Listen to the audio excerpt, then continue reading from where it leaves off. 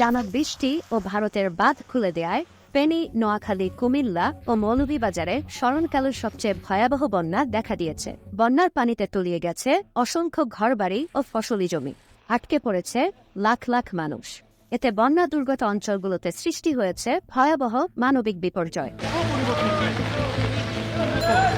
কিন্তু এসবের মধ্যেই বাংলাদেশি বন্যা দুর্গতদের নিয়ে নির্লজ্জ হাস্যরস করেছে ভারতীয় সংবাদ মাধ্যম G24 ঘণ্টা।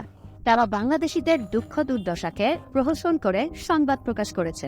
সংবাদের শিরোনামে লেখা হয়েছে, ভারত ছাড়ল জল, হাবুডুবু খেতে খেতে বাংলাদেশের কাতর আর্জি। G24 ঘণ্টার মতো সংবাদ মাধ্যমে এমন শিরোনাম দেখে সামাজিক যোগাযোগ মাধ্যমে ক্ষোভ প্রকাশ করেছেন নেটিজেনরা। তারা অনেকেই দাবি করেছেন বাংলাদেশিদের বন্যার পানিতে ইচ্ছে করে ডুবিয়েছে ভারত। এছাড়া ভারত পূর্ব সতর্কতা ছাড়া রাতের আধারে বাঁধ খুলে দেয়ায় ভয়ানক ক্ষুব্ধ হয়েছে দেশের সাধারণ মানুষও। এদিকে এমন ন্যাক্কারজনক সংবাদ প্রচারের জবাবে হ্যাক করা হয়েছে ভারতীয় গণমাধ্যম জি মিডিয়ার ওয়েবসাইট। বুধবার রাত 12টার পর ওয়েবসাইটে প্রবেশ করে তাদের সংবাদের পরিবর্তে বাংলাদেশের বন্যা নিয়ে দেখা যায় একাধিক বার্তা।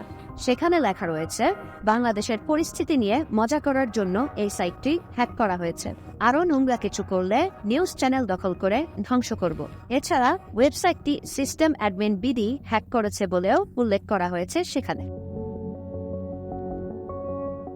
গেল দুদিন ধরে ভারতের ত্রিপুরায় অস্বাভাবিক বৃষ্টি হচ্ছে। এতে রাজ্যটির প্রায় সব জায়গায় বন্যা দেখা দিয়েছে। বন্যার পানি যেন উপচে না পড়ে, এজন্য মঙ্গলবার রাতে গোমতী নদীতে তৈরি করা ডিম্বুর জলাধার বাঁধ খুলে দেওয়া হয়।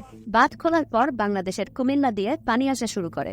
এছাড়া অল্প সময়ের মধ্যে বন্যার পানিতে তলিয়ে যায় পুরো ফেনী জেলা। বন্যার কারণে ফেনীর সঙ্গে দেশ কার্যত বিচ্ছিন্ন হয়ে পড়েছে। সেখানে বন্ধ আছে সড়ক যোগাযোগ ও বিদ্যুৎ সরবরাহ ব্যবস্থা।